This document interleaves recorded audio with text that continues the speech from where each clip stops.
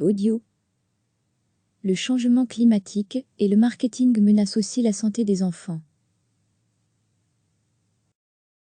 Qu'est-ce qui menace la santé des enfants dans le monde aujourd'hui? La lutte contre les maladies infectieuses et la malnutrition a déjà permis de sauver des millions de vies, mais les enfants sont encore à la merci des défis climatiques et d'un marketing nocif.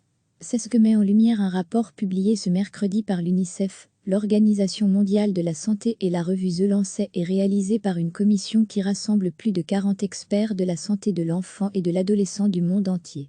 Sarah Dalglish, associée à l'école de santé de Johns Hopkins, a co-rédigé ce rapport. Elle détaille ces deux menaces. Aujourd'hui, il y a 11 fois plus d'enfants obèses qu'en 1975. Chaque année, plus de 40 millions de personnes meurent de maladies non transmissibles liées à la consommation d'alcool, de tabac et de boissons sucrées.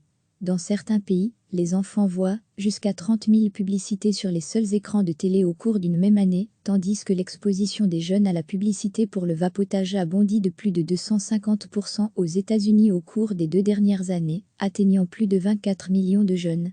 Ce rapport de l'UNICEF livre aussi un indice des pays pour l'épanouissement de l'enfant, un classement dominé par la Norvège. La Belgique est bien classée à la 8e position.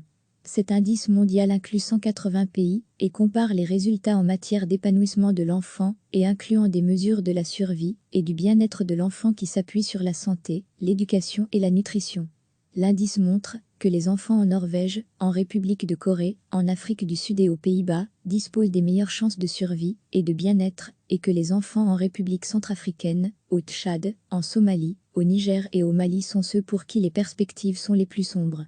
En même temps, ce sont ces bons élèves, les pays riches garants de bonne santé et bonne éducation des enfants, qui sont aussi ceux qui nuisent à l'avenir des enfants, car ce sont ceux qui polluent le plus, notamment en CO2, ce qui contribue au changement climatique.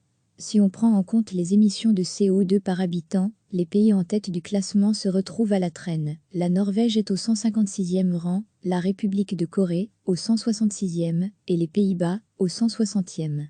Chacun de ces 3 pays émet 210% de CO2 de plus par habitant que ne lui permet l'objectif fixé pour 2030. Les États-Unis d'Amérique, l'Australie et l'Arabie saoudite figurent parmi les 10 pires émetteurs de CO2. Il reste donc encore beaucoup à faire. Seul un petit nombre de pays arrive à assurer un niveau pas bon, mais correct d'épanouissement pour les enfants et à rester sous les plafonds d'émissions polluantes. L'Albanie, l'Arménie, la Grenade, la Jordanie, la République de Moldova, Sri Lanka, la Tunisie, l'Uruguay et le Vietnam.